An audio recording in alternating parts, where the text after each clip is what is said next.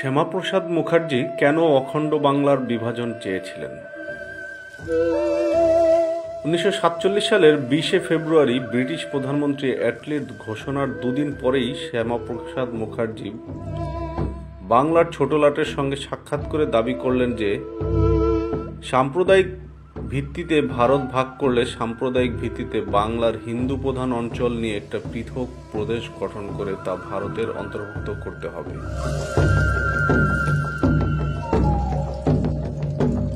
শ্যামাপ্রসাদ মুখার্জি 1947 সালের 19 মার্চ এক বিবৃতিতে বলেন, প্রদেশটি যে গুরুতর সাম্প্রদায়িক সমস্যার সম্মুখীন হয়েছে তার একটি শান্তিপূর্ণ সমাধান হচ্ছে বাংলার বিভাজন। এর ফলে যে যে অঞ্চলে বাংলার দুটি প্রধান সম্প্রদায়ের সংখ্যাধিক্য আছে সেখানে তারা নিজস্ব সংস্কৃতি ঐতিহ্যকে বিকশিত করার পূর্ণ স্বাধীনতা লাভ করবে।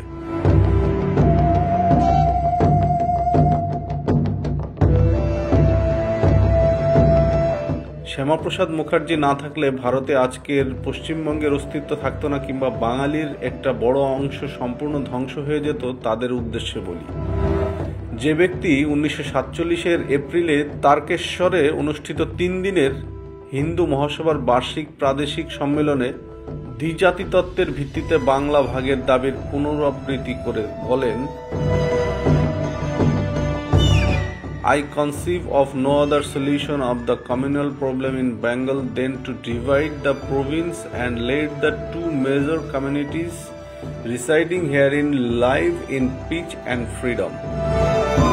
বঙ্গভঙ্গের প্রবক্তাকে যদি আমরা বাঙালির নায়ক বা পশ্চিমবঙ্গের স্রষ্টা বলে মানতে চাই তাহলে শ্যামাপ্রসাদ মুখার্জি নয়, কার্জনকেই আমাদের পুজোর বেদিতে বসিয়ে আরাধনা করা উচিত। আর শ্যামাপ্রসাদ মুখার্জির জন্য পশ্চিমবঙ্গ ভারতে আছে, এর চেয়ে অসত্য কথা আর হতে পারে না। শ্যামাপ্রসাদ মুখার্জির গুণগ্রাহী হিন্দু মহাসভার নেতা বলরাজ মাধক লিখেছেন যে শ্যামাপ্রসাদ মুখার্জি বলেছিলেন, কংগ্রেস ভারত বিভাজন করেছিল আর আমি করেছিলাম পাকিস্তান বিভাজন। শ্যামাপ্রসাদ মুখার্জি দাবি করেন যে বাংলা ও পাঞ্জাবকে ভাগ করে তিনি পশ্চিমবাংলা ও পূর্ব পাঞ্জাবকে পাকিস্তান থেকে ছিনিয়ে এনেছিলেন। এ দাবি একান্তই হাস্যকর হতো না যদি বাংলা ও পাঞ্জাব বিভাজন এত মর্মান্তিক না হতো। এই বিভাজনকে শ্যামাপ্রসাদ মুখার্জি ও হিন্দু মহাসভার কি ভূমিকা ছিল সে তো ইতিহাস। তবে সেদিন ভারতবর্ষের রাজনীতিতে তাদের ভূমিকার গুরুত্বের পরিমাপ কিছুটা হয়েছিল। ব্রিটিশ সাম্রাজ্যবাদ তাদের গুরুত্ব বুঝতে ভুল করেননি। সাম্রাজ্যবাদ তার স্বার্থ অক্ষুণ্ণ রাখার জন্য কংগ্রেস ও মুসলিম লীগের প্রথম সারির নেতাদের সঙ্গে আপোষ করেছিল এবং সেই আপোষের ফলেই বাংলা ও পাঞ্জাব বিভাজন তথা ভারত বিভাজিত হয়েছিল। এক্ষেত্রে শ্যামাপ্রসাদ মুখার্জিরা ছিলেন অবান্তর। আমরা দেখেছি বিড়লা, গান্ধী, নেহারু, প্যাটেলরা দীর্ঘদিন ধরে চেয়েছিলেন হয় অখণ্ড ভারত অথবা বাংলা ও পাঞ্জাবকে চিরে এই দুই প্রদেশের এক এক খণ্ড তাদের শাসিত ভারতের সঙ্গে জুড়ে দিতে। দ্বিতীয়টি ছিল তাদের ন্যূনতম দাবি এবং সেই দাবি তারা আদায়ও করেছিলেন। পরে পাকিস্তানকে যারা বিভাজন করেছিলেন তারা হচ্ছেন পূর্ব বাংলা তথা আধুনা বাংলাদেশের জনগণ 1971 সালে। তাছাড়া পাকিস্তানের হিংস্র কবল থেকে সমগ্র বাংলাকে বাঁচানোই যদি বাংলা ভাগের কারণ হয় তাহলে ভারতের সীমানার মধ্যেও তো অখণ্ড বাংলা গড়তে পারতেন শ্যামাপ্রসাদ মুখার্জি ও তার অনুসারীরা। কেনই বা তারা ভারতের মধ্যকার অখণ্ড বাংলারও বিভাজন চেয়েছিলেন? 1947 সালের 22 এপ্রিল বাংলা ভাগের দাবিতে দিল্লির জনসভায় শ্যামাপ্রসাদ মুখার্জি বলেছিলেন, বাংলা ভাগের ব্যাপারটা যে পাকিস্তান হওয়ার সঙ্গে সম্পর্কযুক্ত নয়, শ্যামাপ্রসাদ মুখার্জির এই বক্তব্য থেকে তা স্পষ্ট হয়। This separation must not be dependent on Pakistan, even if Pakistan is not conceded and some form of a weak and loose center endeavors in the cabinet mission scheme is accepted by the Muslim League. We shall demand the creation of a new province composed of Hindu majority areas in Bengal. অর্থাৎ বাংলা ভাগের ব্যাপারটা যে পাকিস্তান হওয়ার সঙ্গে সম্পর্কযুক্ত নয়, শ্যামাপ্রসাদ মুখার্জির এই বক্তব্য থেকে তা স্পষ্ট হয়। 1947 সালের 5 জুন বঙ্গীয় প্রাদেশিক কংগ্রেস নেতা বিবি সিনহা প্যাটেলকে অনুরূপ এক চিঠিতে লেখেন,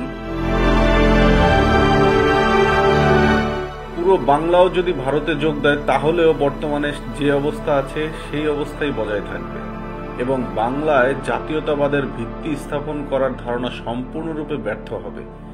নিজেদের হাতে প্রশাসনের ভার না থাকলে জাতীয়তাবাদ প্রতিষ্ঠিত হতে পারবে না। অতএব ভারতে থাকতে চাইলেও বাংলাকে অখণ্ড রাখা যাবে না।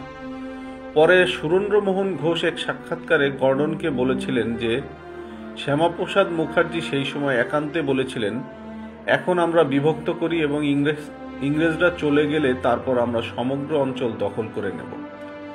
সুরেন্দ্রমোহন ঘোষের এই বক্তব্যের মধ্যে সত্যতা আছে, কারণ বাংলা তথা ভারত বিভাজন ঠিক হয়ে যাবার পরেই হিন্দু মহাসভা কর্তৃক এই গৃহীত প্রস্তাব থেকে মনে হয় শ্যামাপ্রসাদ মুখার্জি মাত্র কিছুদিন আগে 19 মার্চ বাংলা বিভাজনের পক্ষে যে যুক্তি দিয়েছিলেন তা বেমালুম ভুলে গিয়েছিলেন এবং যুদ্ধাংদেহী মনোভাব গ্রহণ করেছিলেন। হিন্দু মহাসভার প্রস্তাবে বলা হয়, যত না বিচ্ছিন্ন অংশগুলোকে ভারতীয় ইউনিয়নে ফিরিয়ে আনা হচ্ছে এবং অবিচ্ছেদ্য অংশে পরিণত করা হচ্ছে ততদিন পর্যন্ত শান্তি আসবে না। হিন্দু মহাসভা বিশ্বাস করত ভারতীয় ইউনিয়নে পূর্ব বাংলাকে ফিরিয়ে আনা মাত্র সময়ের অপেক্ষা। কংগ্রেসের শীর্ষ নেতারাও নিশ্চিত ছিলেন পূর্ব বাংলা তথা পাকিস্তান হিন্দুস্তানে ফিরে আসতে বাধ্য হবে। প্যাটেলও এই বক্তব্য রেখেছিলেন। যাই হোক, 1947 সালের 3 জুন মাউন্টব্যাটেন ভারত বিভাজন পরিকল্পনা ঘোষণা করলে হিন্দু মহাসভা ও কংগ্রেস নেতারা একত্রে বঙ্গভঙ্গে আন্দোলনকে আরও জোরদার করলেন। তারা উস্কানিমূলক বক্তৃতা দিয়ে, কাগজে বিবৃতি দিয়ে বোঝাতে লাগলেন যে হিন্দুরা বিপন্ন, বাংলা ভাগ ছাড়া উপায় নেই। বাংলা পাকিস্তানে গেলে তো বটেই, স্বাধীন সার্বভৌম হলেও এমনকি ভারতে থাকলেও হিন্দুদের নিরাপত্তার জন্য বাংলাকে বিভক্ত করে হিন্দু প্রধান অঞ্চল নিয়ে একটি পৃথক প্রদেশ গঠন করতে হবে। এক সভায় হিন্দু মহাসভার বিশিষ্ট নেতা নির্মল চ্যাটার্জি বলেন, Our demand for partition today is to prevent the disintegration of the nationalist element and to preserve Bengal's culture and to secure a homeland for Hindus of Bengal which will constitute a nationalist state as a part of India. অপরদিকে শ্যামাপ্রসাদ মুখার্জিদের সম্পূর্ণভাবে মদত দিয়েছিলেন বিড়লা, গোয়েঙ্কা ও জালানদের মতো কলকাতাস্থিত বৃহৎ শিল্পপতিরা। হিন্দু মহাসভা এবং বৃহৎ পুঁজিপতিদের চাপে কংগ্রেসের প্রাদেশিক নেতৃত্ব যেভাবে স্বাধীনতা সংগ্রাম তথা কংগ্রেসের ধর্মনিরপেক্ষতার সাবেকি ঐতিহ্যকে বিসর্জন দিতে উদ্যোগী হয়েছিল 46-47 সালে, তা কিছু প্রাচীন কংগ্রেসি নেতা মেনে নিতে পারেননি, কিন্তু তারা ছিলেন সংখ্যালঘু। এখানে লক্ষ্য করার মতো ব্যাপার হলো 1905 এবং 47 সালের বঙ্গভঙ্গ বিরোধী আন্দোলনের বৈপরীত্য। 1905 সালে যারা কার্জন পরিকল্পিত বাংলা ভাগের বিরুদ্ধে বুকের রক্ত দিয়ে বঙ্গভঙ্গ বিরোধী আন্দোলন করেছিলেন, মাত্র 42 বছরের ব্যবধানে সেই শ্রেণীর মানুষেরা বাংলা ভাগের আন্দোলন শুরু করেন।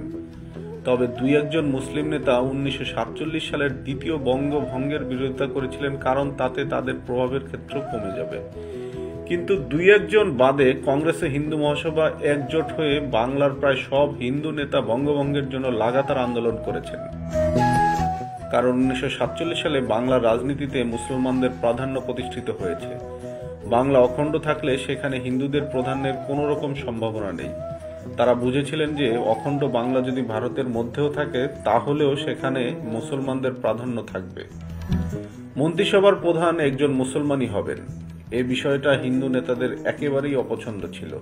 তাই হিন্দুদের স্বার্থ রক্ষায় বদ্ধপরিকর থাকতে শ্যামাপ্রসাদ মুখার্জি অন্যান্য হিন্দু নেতারা বঙ্গভঙ্গের দৃঢ় সমর্থক হয়ে পড়েন এবং অখণ্ড বাংলা মেনে নিতে পারেননি।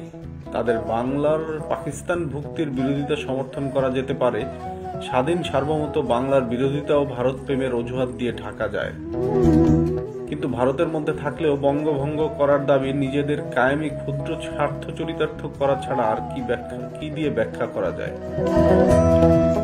বাংলাকে দ্বিখণ্ডিত করার বিশেষ প্রয়োজনীয়তা ইংরেজ বা দিল্লিওয়ালা অনুভব করতে পারেন, কিন্তু শ্যামাপ্রসাদ মুখার্জি অবিভক্ত বাংলার যে সর্বনাশ করে গেলেন, সেই সর্বনাশ থেকে বাঙালি জাতি কি আর কোনোদিন মাথা তুলে দাঁড়াতে পারবে?